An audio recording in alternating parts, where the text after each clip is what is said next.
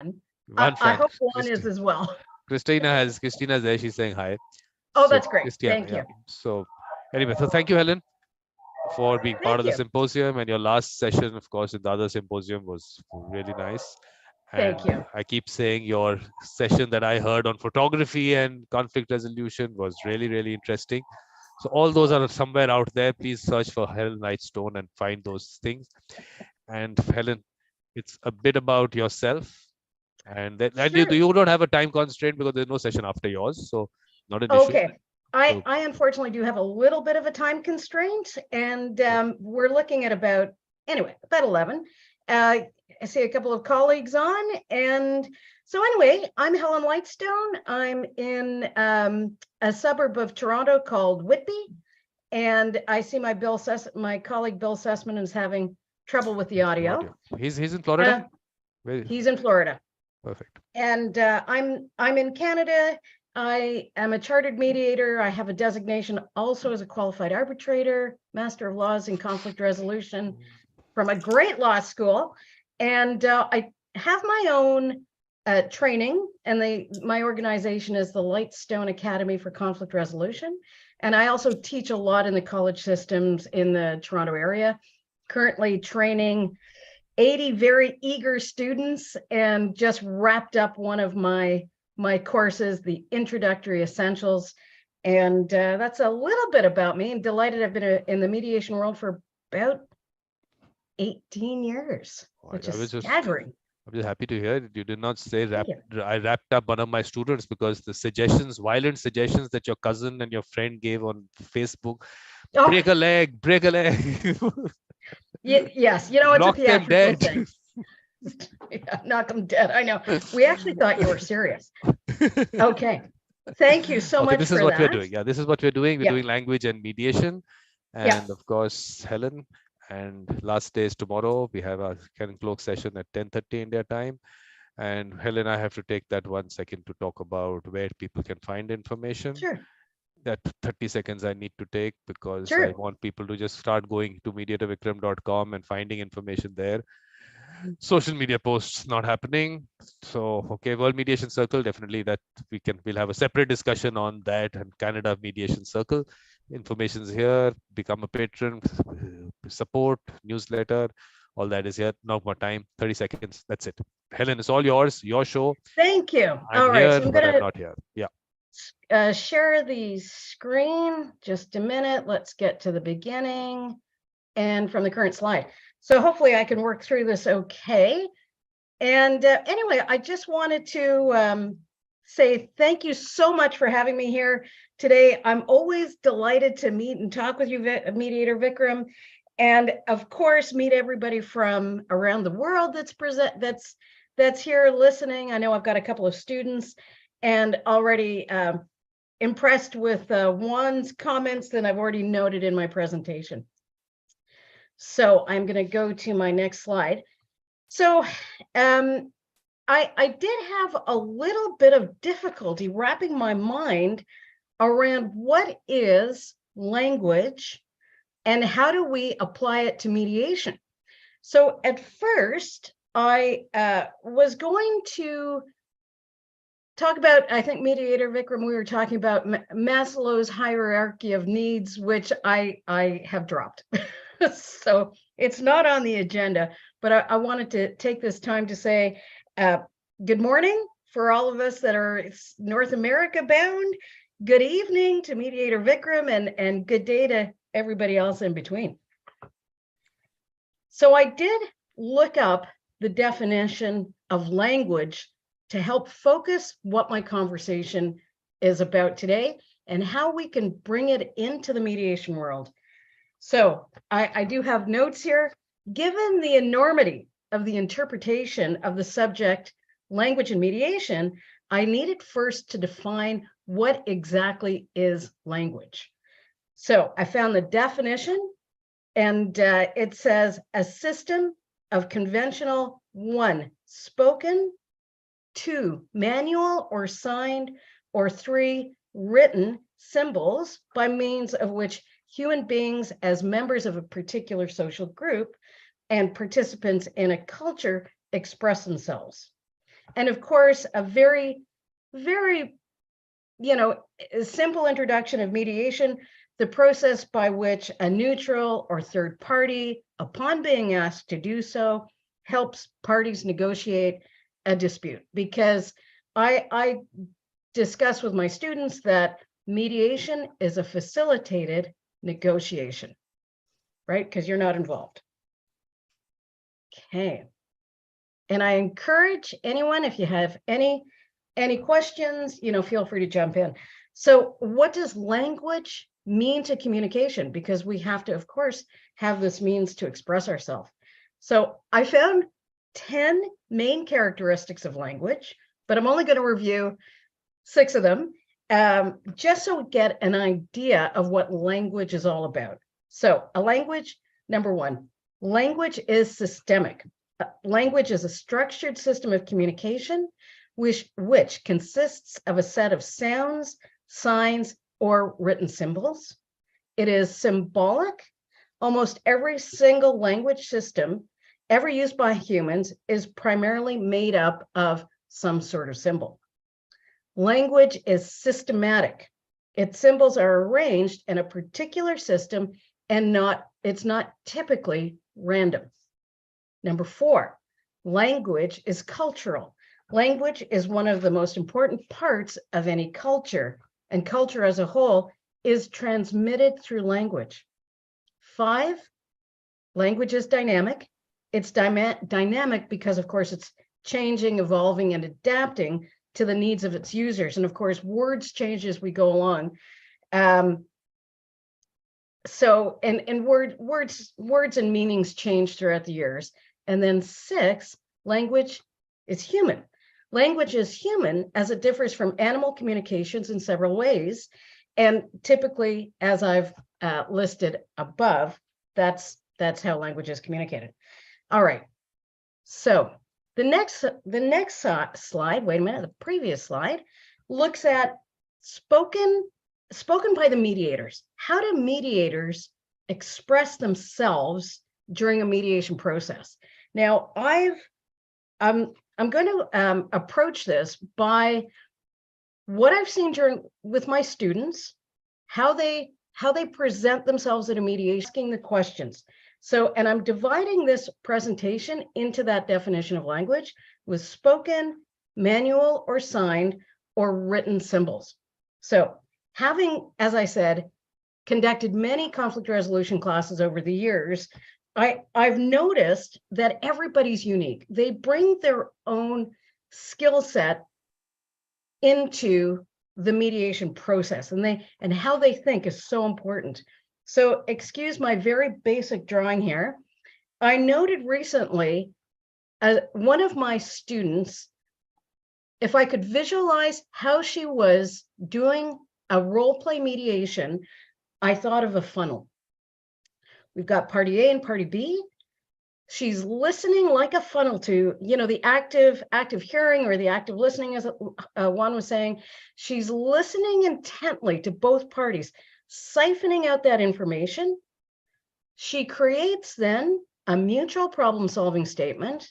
So party A, party B, how can you move forward with this?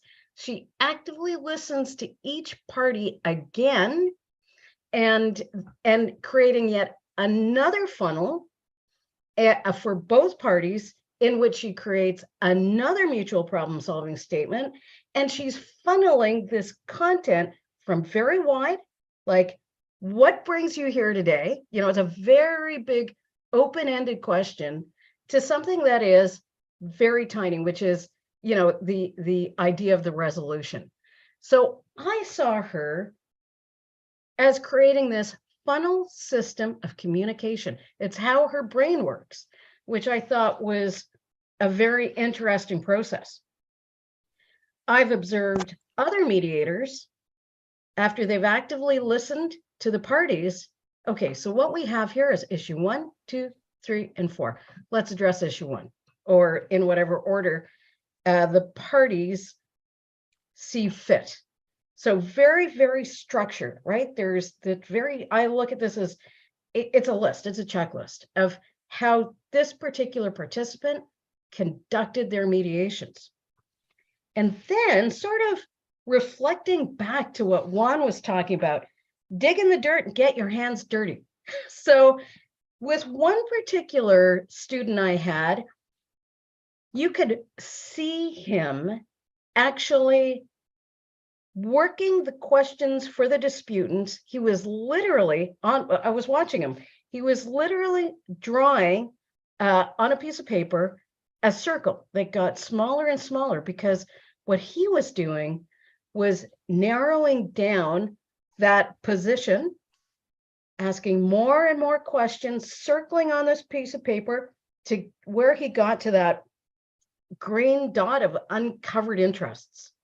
You know, the position is what you want in a mediation. Position is the stance people are taking. The underlying interest is, why do they want it? And he was literally taking his finger on the tabletop and drawing the circle. So I noted this particular participant of mine had this image in his mind of how he was going to get to the point. How was he going to get that from the disputant?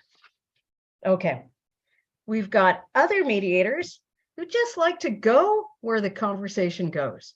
There's no structure other than follow the conversation, right? Just follow the conversation. So Mediator Vikram, I'm not too sure where you are in this pattern, but where are you, do you think? Look, on one side, it won't be very difficult to guess, but I think it's a matter of all of them happening. While it might seem that the conversation is flowing where it is, everything else is happening at the same time. I mean, yeah, exactly. Yeah, everything else is happening at the same time. So thank you for that. I hope you didn't mind me putting you on the spot. So I tend to do that. Okay. But now we have to think, so we've just had a look at what's the thought process of the mediator? You know, how are they approaching their communication styles? But now, how do the disputants tell their stories? And I'm sure I was participating in an event many years ago, and the conversation was around people tell stories in 4 different ways. Sadly, I don't know where that document is, and I have since discovered there are 2 primary ways. That is a linear storyline. A happened, B happened, C happened, and there you go. And then there's nonlinear narratives where the storyline is out of chronological order. And so many years ago, I had a mediation. The son, I think the son had assaulted his mother. And so the mediation was between the mother and the son. And we were talking to the mother about, you know, what was going on, what happened. And the mother went back to a situation that had happened to her 30 years before. So she was asked a question. She goes back in her mind. She followed this path of a story, which eventually led her to answering the question. So we have to be very aware of how people tell their stories. So straightforward, A happened, B happened, C happened, and then people that tell their stories out of order to get to answer the question. And as I mentioned, this particular party to the dispute must have gone back 30 years. So we've also, in the spoken world, and I'm sorry if this is offensive to anybody, the use of bad language actually does come up in my classes. And I love this, tips to become a better conversationalist. Lesson number 10, ask people questions that give them an opportunity to talk about themselves. Okay, so this is probably not the right question to ask. What the hell is wrong with you? Excuse the language. I chuckle every time I see this. But I did once attend a mediation where I was observing it, and one of the mediators, so it was a young person who had committed an offense, and the mediator, like I gasped inwardly, said, "What the hell were you thinking?" And it wasn't It wasn't with a tone of voice. So what were you thinking when you did that? It was, what the hell were you thinking? And, the effect of that was the young person just shrank in their chair. And eventually they were able to get a storyline out. So I guess this is a bit of a cautionary tale, but the question of swearing does come up in my classes. Do you swear or not as an expression of language? The jury is out. So many people have said, if it is representative of themselves, if it is how that person normally speaks, then it's okay. Other people say it is disrespecting the conflict, the mediation process. And other people will say swearing is okay as long as it doesn't become an attack. So it's really, maybe this is more a Western thing. For me personally, as long as it's not attacking as an expression of language, I'm okay with it. And if everybody's okay with it. All right, moving on. And then we have blaming language. You've got a problem with avoiding personal accountability. Yeah, and whose fault is that? Which also makes me chuckle a little bit. All right, just as a little bit of humor in all this. Hold on 2 seconds. Okay. So now we're going to move on to the manual or signed. And as Juan, I think you were talking about reading in between the lines. So I didn't want to get too trite with, communication as in, reading body languages, because I appreciate it's going to be different from culture to culture. I learned in a class that I was teaching in conflict resolution that giving the thumbs up sign, I'm doing it, but I'm doing it off camera. Giving the thumbs up sign in North America is basically saying, yes, that's okay. But what I've learned, to some cultures, it is not appropriate at all. So you have to be very careful of that. So this might be a little bit Western, but it's what you don't say that counts. Is the person lying? Are they hiding something? Are they interested? Do they think you're stupid? Are they getting ready to go? Menacing, et cetera, not open to communication. So we need to sort of look at those manual or sign methods of communicating. So I look at it as body language as well. And one of my favorite examples of sending a message that is disconnected is verbally saying, I have all the time in the world for you, but what I'm actually looking at is my watch. So what sort of messages is that really communicating? Okay, then we've got written symbols. So this is my dad alerted. So my dad's here today. My dad alerted me to this a couple of weeks ago.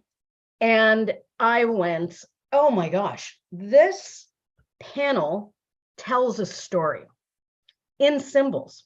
So my dad is in I don't know if he's can see this right now, but my dad is currently in a retirement home in Toronto. And we were in the elevator and he said, have a look at that panel. Doesn't that tell a story? Because what we're looking at here are buttons that are frequently pressed.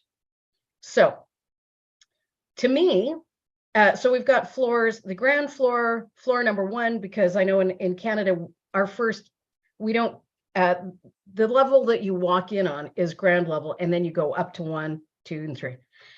So, so in this instance, we've got a couple of choices. We've got the ground, we've got 1, 2, 3, we've got a basement level. 3 is rarely used. And so there's not a lot of wear and tear on that particular button. But what does have the wear and tear, the message that we're getting is, get me to the ground floor. And so, there's a lot of wear and tear on G. And then there's a lot of wear and tear on the button that says, and close the door now. So I love this as symbols of a story. Now, 3 is an interesting floor. It's a top floor at this location. I think, so this particular branch seniors home is for Canadian war vets. And my dad is a war vet. So 3 is, I'll just put it to you this way, is less used than 2 and 1 because there are now less war vets. So I love this as an example of a symbol of communication and language. Get me to the ground floor and close the door so I can get there even quicker. Okay, hold on. Let me get to the next slide. So again, here's another meme I found that sort of speaks to a story. It's a symbol of, you know, these 2 horses or donkeys that they both need to get to the plant. They start tugging at each other. They really get active in the tugging, and then they face each other and go, wait a minute, I think there's a better way to do this. Let's go and turn. So step 5 is they go to one plant, and step 6 is they go to the next plant. We know symbolically what is going on in that story. Okay, so any questions so far? Anything in the chat anybody wants to ask or discuss? No, that's, yeah, no, I don't know. Because I've got more. We're not done. Yeah, go ahead. I think we should get your dad in. Maybe his observations were the same. What does he want to comment? Yeah. Mortimer, is that how I pronounce it? Mort, Mort, do you have any comments? Do you want to come in? On the on your elevator, let me go back. You missed, I think, a little bit about this storyline with your elevator.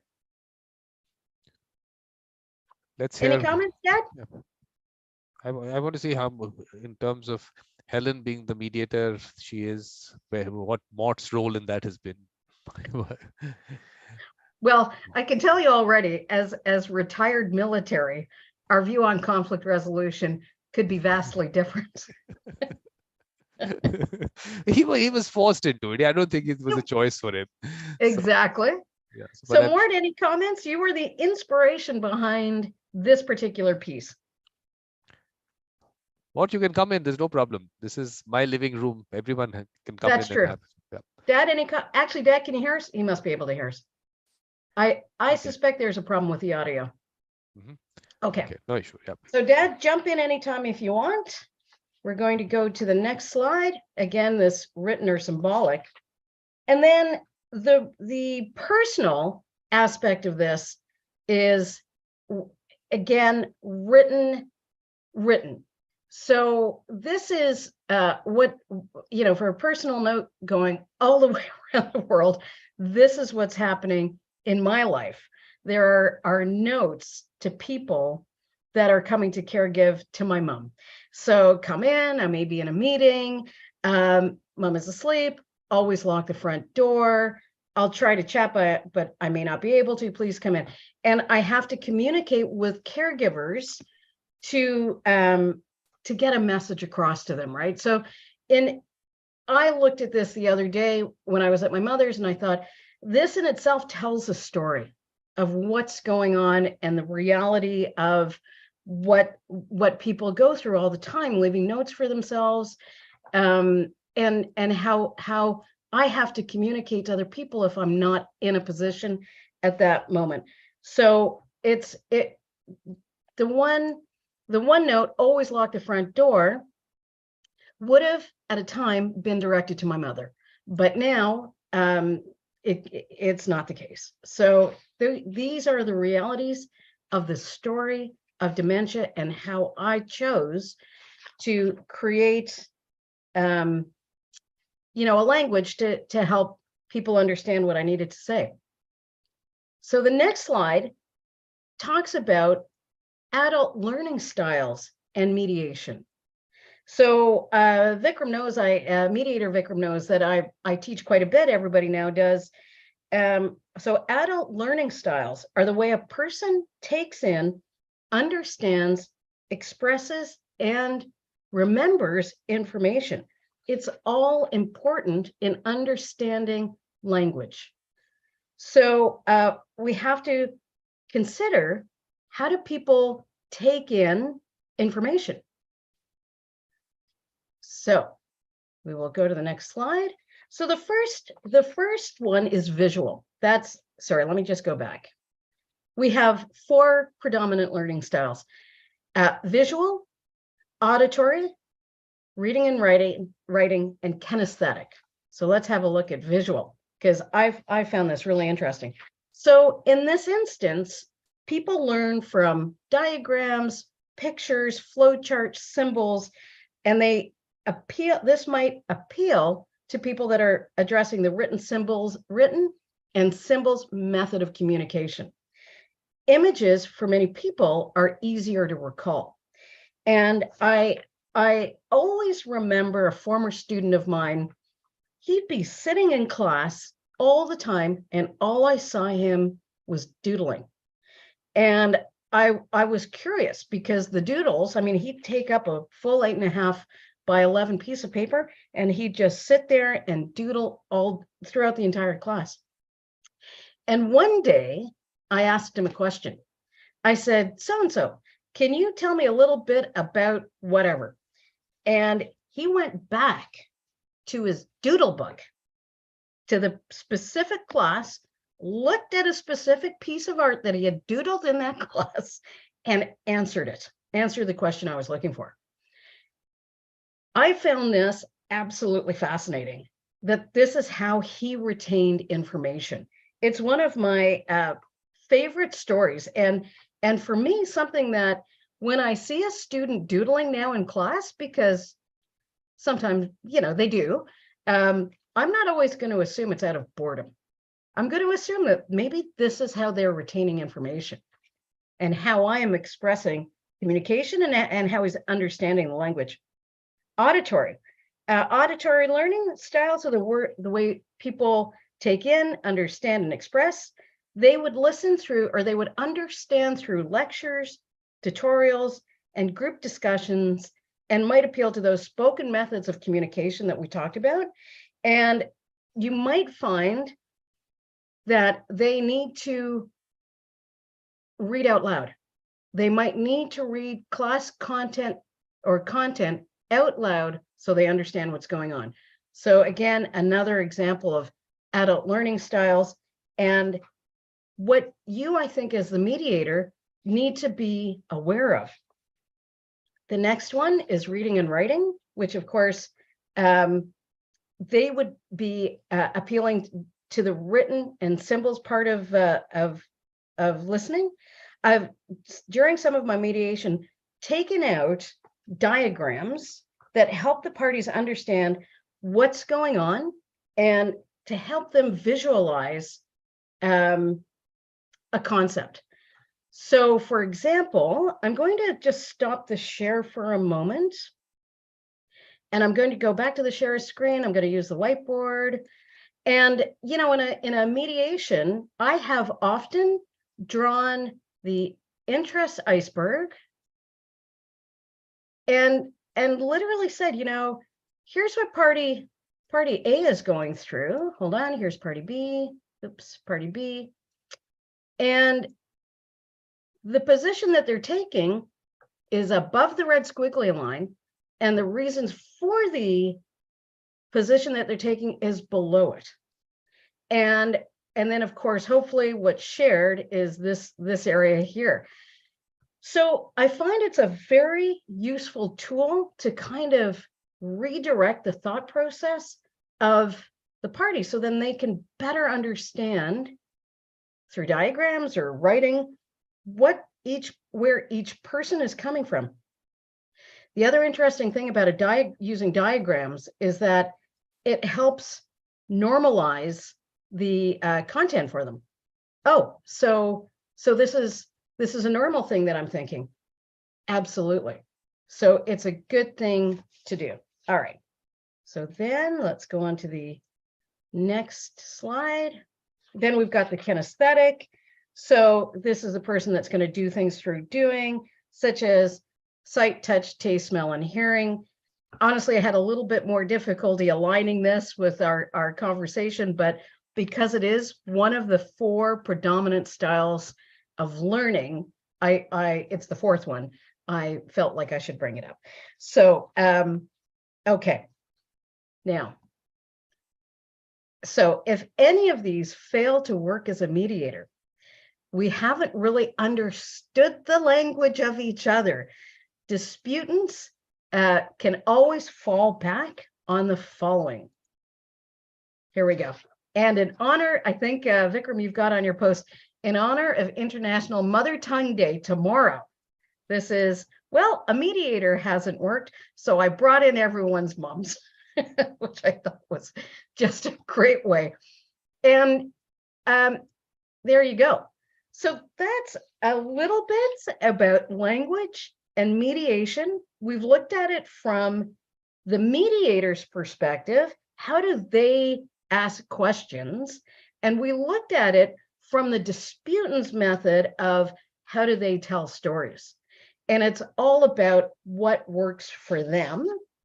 And it does essentially end my presentation. Here's my contact information. I tell my participants in any of my classes, I have an open door policy. Reach out to me anytime at helen@lightstoneacademy.ca. And that's essentially it.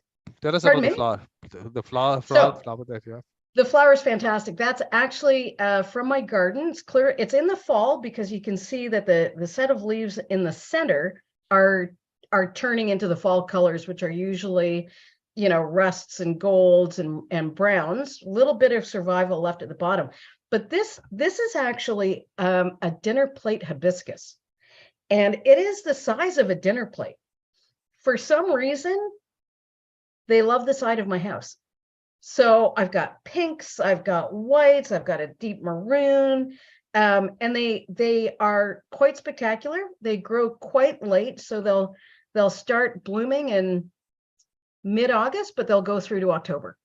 So that's basically the end of our summer, the beginning of our fall. And that's the dinner plate hibiscus, and it is a dinner plate size. It's fantastic. Okay.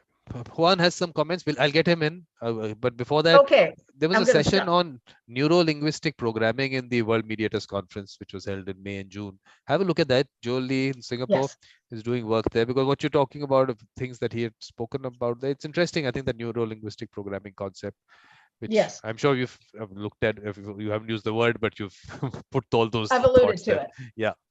So now, Juan, of course, Juan, why don't you look? Why I don't let other people read the chats, because it's nice if you tell her yourself.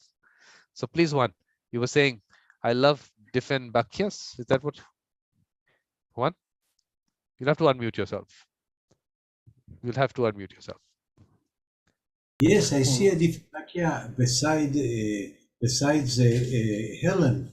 I love Dieffenbachs. I've got a gigantic one, which my mother gave me when I started working 50 years ago, and it's topping the ceiling. So keep it as nicely as it is. I will do my best. Thank you. Other thing Juan said, which is nice, what a beautiful, productive project you are developing. That's me, Helen. That's for me. Thank you for that, and grateful for being invited to work with you. But Mort wants to come in at this stage. We have to get him first. Okay. Yes, Mort. You were saying something, please. Mort, are you? Dad, can you hear? Yeah, I'm listening. But we want to listen. We want to hear your views. First, I have to say, good morning to everybody. It's an interesting opportunity to speak to people around the world. From the perspective of the subject that was discussed this morning, I'm overly impressed with the guest speaker. She certainly did an outstanding job and has displayed some skills that I was not aware of that she had. But I'd like to add, just from I think Helen mentioned that I have a military background. I served for 28 years, and what I learned was a couple of things. First, the most valuable possession that every person has is their first name. You can remember to say things like, Juan, I was very impressed with the way you paid attention to what Helen was saying. That has more impact than simply saying, I was very impressed with everyone with the way you paid attention to what Helen was saying. To use that first name is very important. The other thing that I often refer to when I talk to people is Capone's law. Al Capone was probably the most famous criminal in the United States ever, other than some politicians. But Capone's law is you can accomplish more with a few kind words and a gun than you can with just a few kind words. I mean, added that to what Helen has told you, you're all now going to be language speakers. So congratulations to everybody. I know the service that you provide to your respective communities is invaluable. There has to be winners and losers in every situation. The challenge, I guess, is to select the correct winner. And that appears to be what everything is aimed at. So good luck to all of you and good luck to Helen. Thank you, Mort. I'd love to. I think we Thank need a you, session. Ed. That was great. We need a One. session with Mort. Yeah. Mort itself is such a, I mean, I like the humor in it. I love the humor. I think Mort, we need a session with you separately. We can arrange it. Yes, it's going to be interesting. Yes, Juan, you'll have to, of course, at some stage unmute yourself. Yeah, Juan. Yeah. I love the idea that Mortimer is hearing what her daughter has to say. I would love to have my father, but he's passed away. But I would love sometime one of my daughters or one of my grandsons would get to hear me speaking.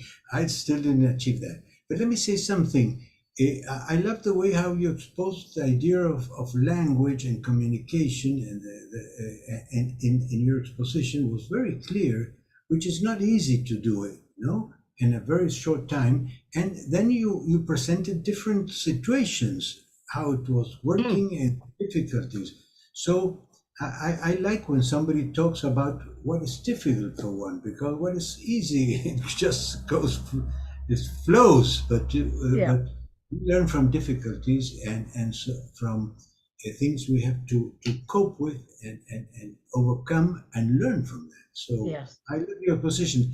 Just I was writing down your email, Yes. but then Helen Lightstone and I didn't get the rest. Okay, so it's I'll put it in the chat if that's okay. Can I do that? He won't be able to see the chat, but you can. Yeah, he won't be able to see it. So it's Helen at lightstoneacademy.ca. Anyway, Juan, please reach out to her on LinkedIn. You have the LinkedIn profile on the post. You can always. Yeah, sure. But I think, Helen, what we need, of course, let me just put the comment out, which Mandi has put. Let's just go there. Hi, so great, your presentation, your opinions, and this Mother Tongue Day mediation joke.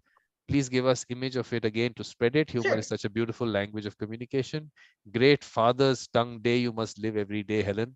Okay. Absolutely. But Helen, now look, for me, I always, all sessions I ask people about the language of the heart and that aspect of it in relation to mediation. What are your thoughts there? The language of the heart and mediation? Oh boy. So I think the language of the heart, it's just to be open to hearing what you're going to hear. So I had, for example, done quite a bit of victim offender mediation, with an accused, or the phrase is the person that was harmed and the person that caused harm. You hear some pretty incredible things, and pretty awful things, and, children assaulting their parents, some really awful things. But you have to remember that if you aren't open to listening to what they have to say and understand that there's something that is driving that,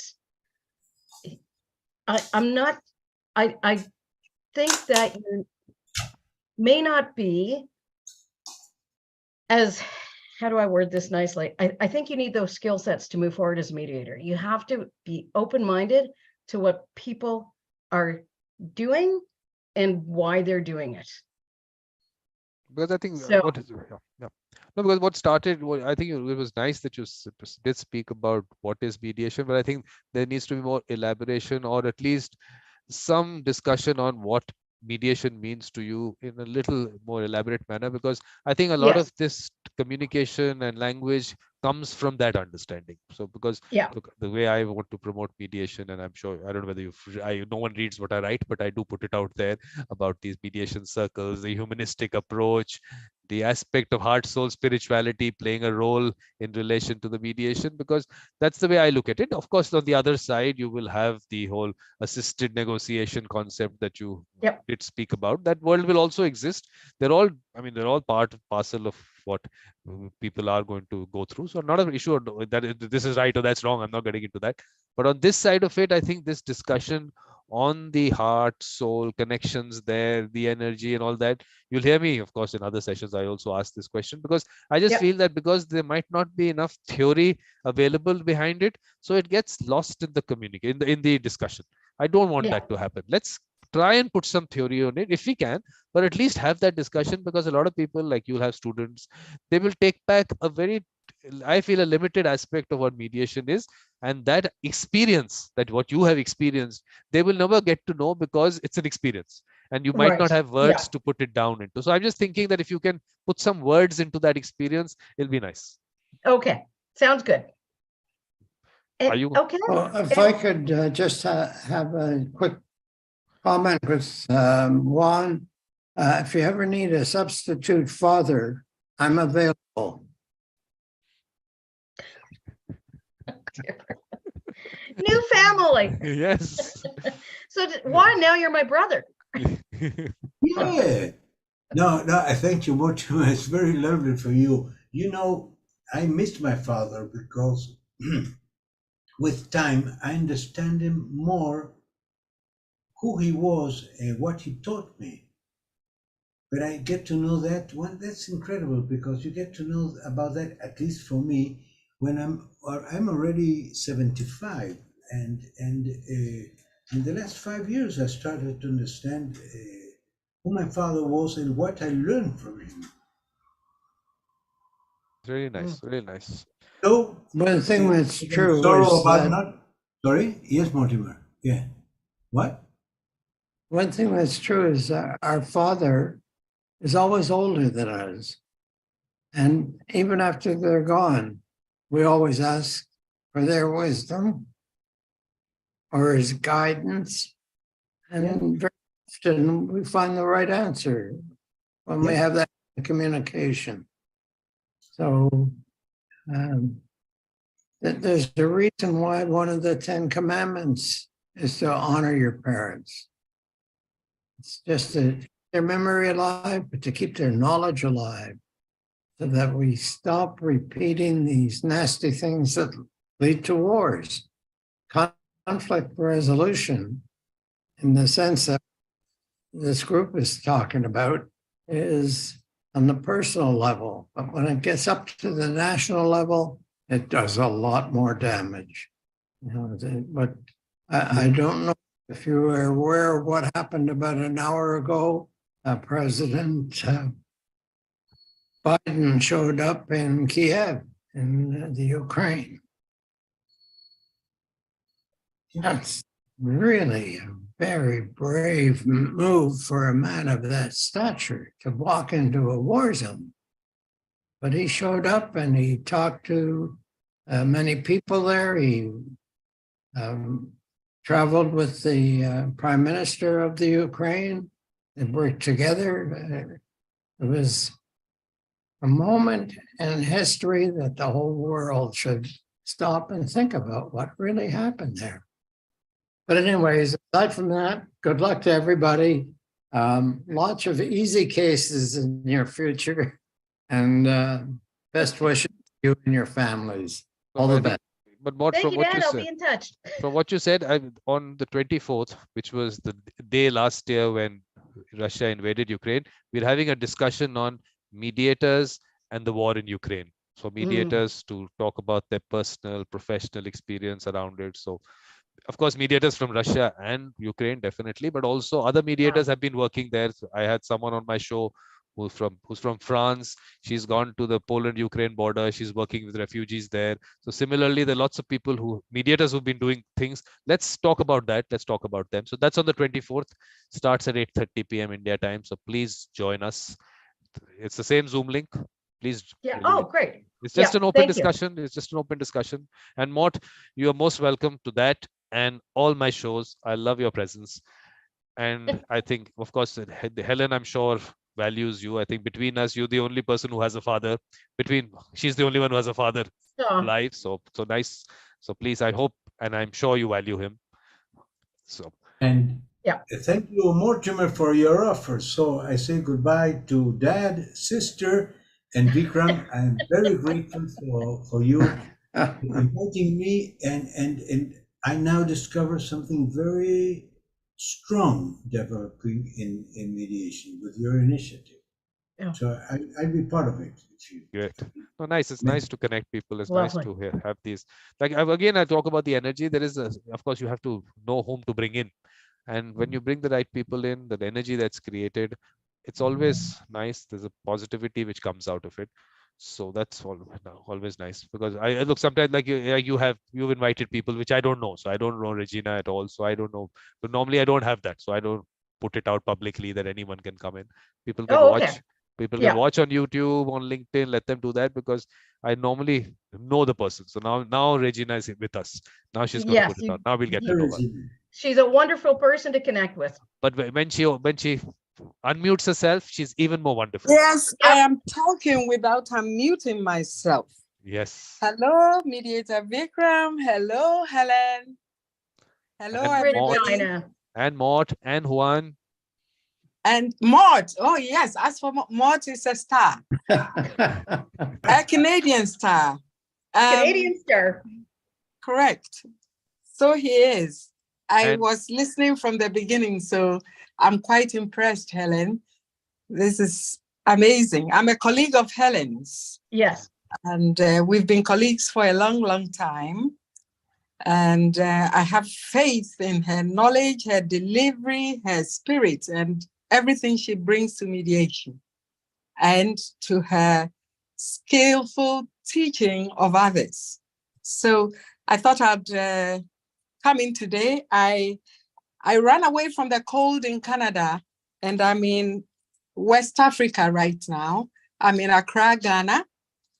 And until winter is over, then I go back to Canada. I'm a fair weather friend. But Regina's wonderful. At least I can write Canada and Ghana in front of your name. I love to write countries in front of people's name. I love that. It just gives you a perspective, a different perspective about where they're coming from. That's right. It's very interesting. So, yes, thank you.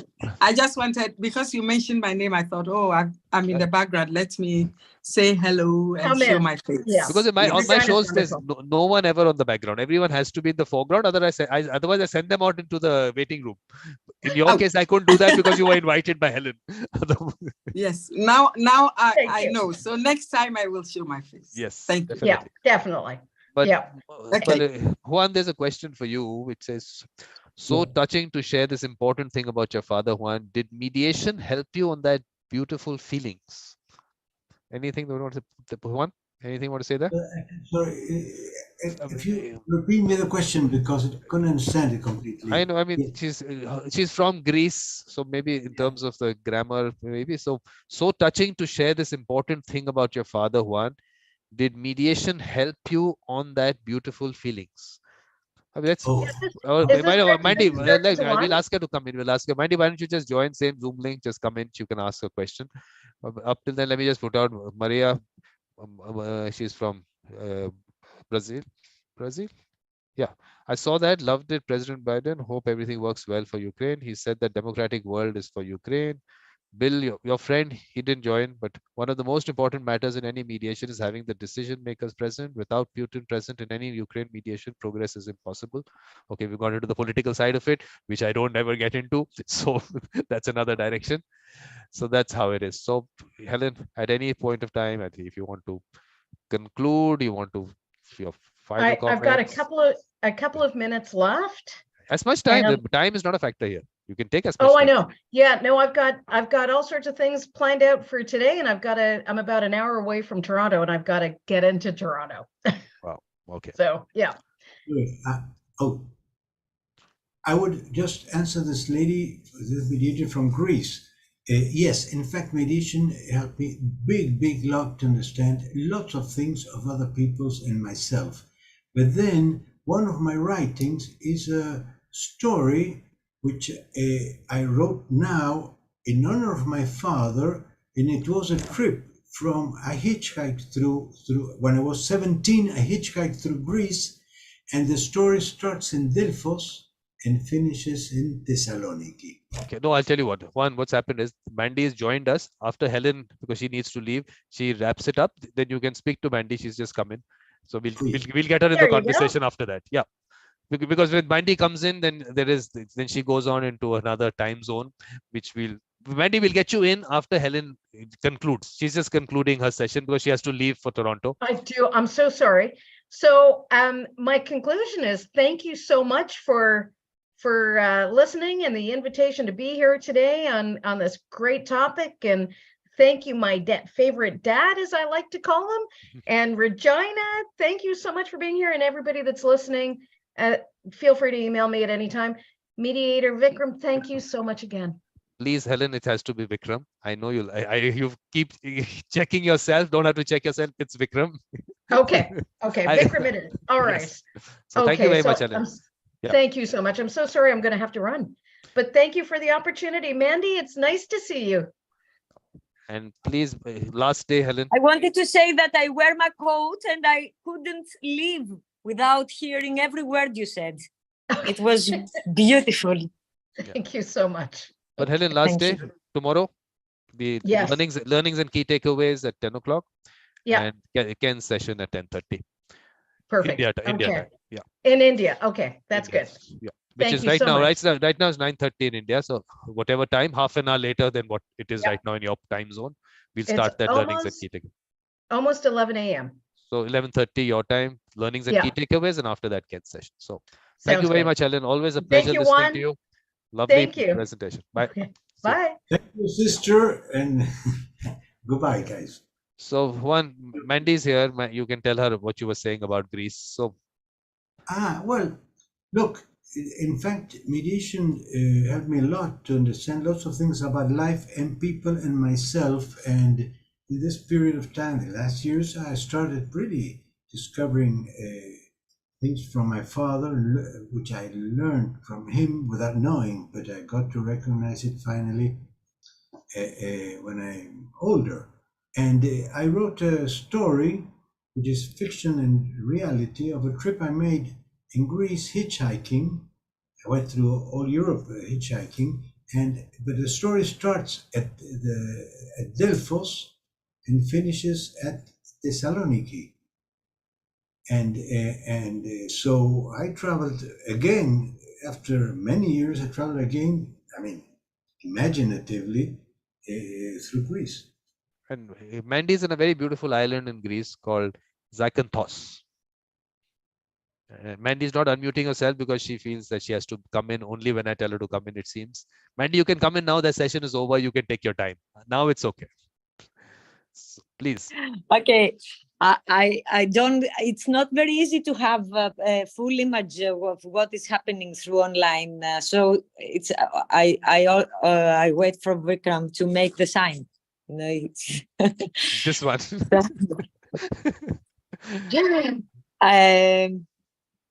Thessaloniki is also very beautiful. Not only Zakynthos. Zakynthos is in Ionian and it's a very beautiful island, very beautiful sea. But Thessaloniki is also a very beautiful town. Yeah. You are welcome into both places, and you can share. My father I would be very happy to share him because he's very heavy for me. So I share him with all my pleasure. But you can tell him. That's generous. You can tell Juan that your son is in Thessaloniki. Yes, I have a son who is a first-year student this year, and he is in Thessaloniki. He's studying in Thessaloniki. So I have spent some time lately, and I walked in. It's a very beautiful, incredibly beautiful town to walk. To many sculptures in the sea, in the streets, and people walking, dogs,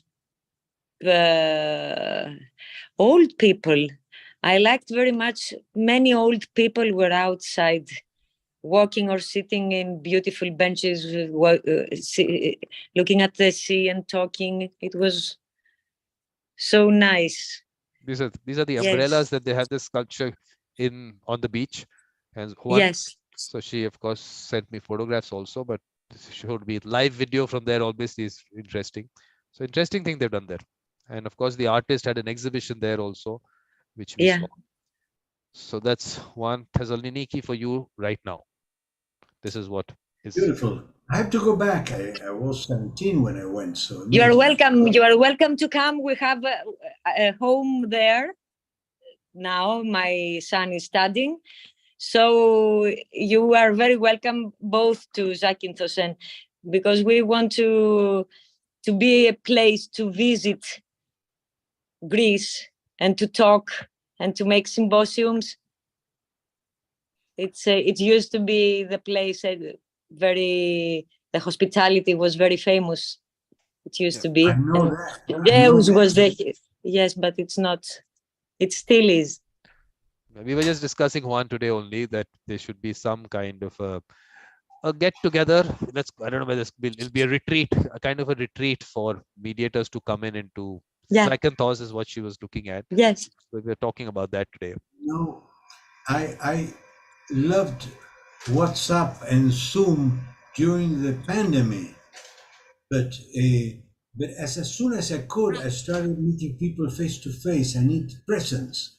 So it would be a great idea now that we are post-pandemic to have mediators to meet and share.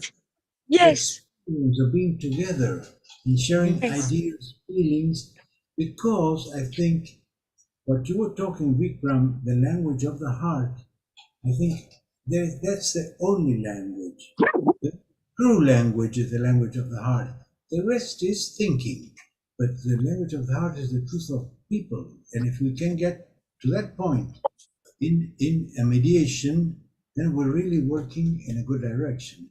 So let's meet mediators. Absolutely. Organize something, Mandi. I go for sure. Yes. Yeah, well, it's very nice. I think I will start a list, dear Vikram, if you agree, for the participants in the retreat. Yeah. We'll start looking at arrange it. Like I said. So first, how do you pronounce your name? Is Juan. Juan,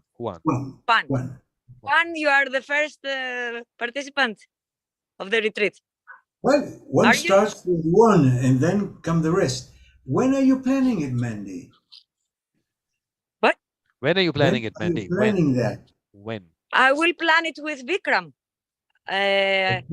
So for what time? The autumn is a very nice period. If it's yes, autumn, September is very nice because it is both summer but not so crowded. Or early October also, it's very nice period. And we have still chartered flights until the end of October. Fantastic. Look, very easy to come. It will be great. I plan my life now to travel to Europe in September. Great. September, October. Yes. Yeah. Yes. It's great. Sure. I'll be part of it. Till we can swim. It is very nice period. In any case, we all get in contact through Vikram. Yeah, I'll coordinate this thing. But anyways, going live. Anyone else listens to it, wants to join in. But of course, I'm selective. That part of it is going to happen. It's going to be selective one. Everyone can't be invited because connections of the heart maybe sometimes is better that all of them maybe sometimes don't happen. So it's better that we only get people when it happens. We'll to plan that out. So great. Yeah. So thank you, Juan, for your session, and of course staying back for this session, and of course I'm Mandi. happy. Look, Very happy to meet you, Juan. Me the same. I really appreciate it. And this will be great to meet. Yes. All together. Imagine. I was telling you we can have walks and Juan was saying something. Juan was saying something. You cut him off. Yes, Juan, you were saying something? You didn't finish. Mandi can't hear the thing because she's her. The thing is, headphones are not there. She doesn't know if someone's talking or not. I don't wear these things. She doesn't know when someone is talking. Juan was saying something. Yeah, Juan. No. I just following the idea. Meeting is a great thing. You know that I worked a few years for the World Mediation Forum, which almost disappeared. I mean, they're doing things, but it's not the original organization. We were in 70 countries. I presided it about 205, 207, and we had meetings in most different places of the world. Cuba, Madrid, Switzerland, Jerusalem, we did, and Buenos Aires too. And meeting was such a great thing. It was such a great thing, and I'm missing that because now there are no congresses, no meetings. But a retreat is a different issue. Fewer people and with a better, a more intensive communication. Yeah. So many. I'm in September, October. I'll be there. I will be most. Imagine to have a really symposium, drinking and eating and speaking. And breaking dishes. We do that also, yes. I know, I love it. We cannot do it here. When we don't want to make a mess, we just throw papers, these papers we use in lunch. How do we say the papers? Napkins. When we don't want to make mess, we throw these things. It's a party. Promise me that if we meet in September, October, we break dishes. At least once. Yes. Okay, you'll collect some dishes, okay? We need lots of dishes to break. Yes, it's easy. So great. So perfect. So thank you, both of you. And of course, tomorrow, Juan, you know the time. You have to come for the I'll last. be tomorrow. Yeah, all right. I love this experience. I shut up and hear all the rest.